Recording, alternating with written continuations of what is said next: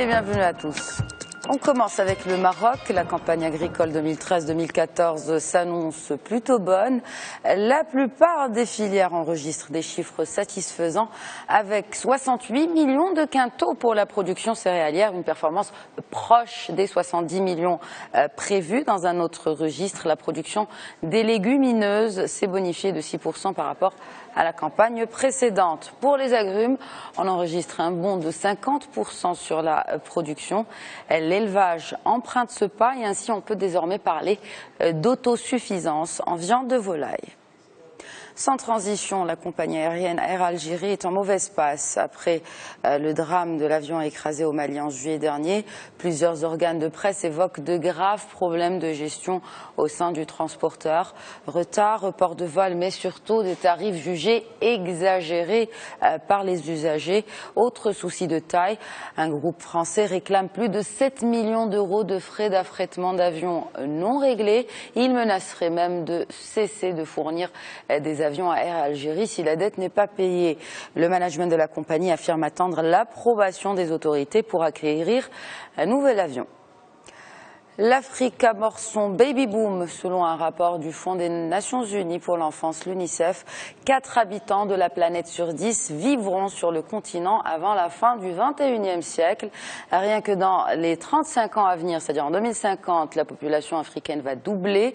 Contrairement au reste du continent, l'Afrique du Nord commencera à voir sa population s'équilibrer. Actuellement, ce sont les femmes subsahariennes qui affichent le taux de fécondité le plus élevé. Ce baby boom est une aubaine pour la consommation. D'un autre côté, il faudra penser aux millions de jeunes qui arriveront sur le marché de l'emploi.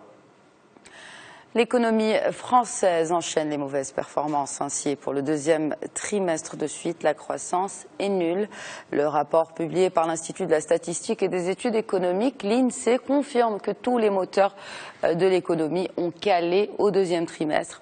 Le ministre français des Finances a reconnu que les prévisions d'une croissance à 1% pour 2014 allaient baisser à la moitié. Il a également assuré que le gouvernement ne tentera pas de rééquilibrer ses finances en augmentant les impôts. Une croissance nulle est aussi un mauvais coup pour l'emploi. Malgré une tentative de rebond au trimestre dernier, avec la création de 15 300 postes, le nombre d'emplois créés dans le secteur privé diminue continuellement, et ce depuis 2012. Selon l'INSEE, toujours, l'économie française a détruit quelqu'un demi-million d'emplois. En juin dernier, le gouvernement a décidé d'une rallonge de 45 000 emplois pour 2014. Et parmi les conséquences de cette croissance atone, le déficit budgétaire n'est pas prêt de se redresser. L'objectif imposé par Bruxelles de le ramener à 3% du PIB en 2015 semble presque impossible. La France va devoir demander un nouveau délai et l'Allemagne ne fait pas mieux en termes de croissance. Les indicateurs font état d'un net ralentissement de la première économie européenne. Ainsi, le PIB de la zone euro affiche une croissance nulle. Et pendant que les économies allemandes et françaises battent de l'aile, le Portugal et l'Espagne remontent la pente. Le PIB ibérique a progressé de 0,6%, poursuivant son redressement. Autre signe annonciateur où la dette des banques espagnoles envers la Banque centrale a baissé en juillet.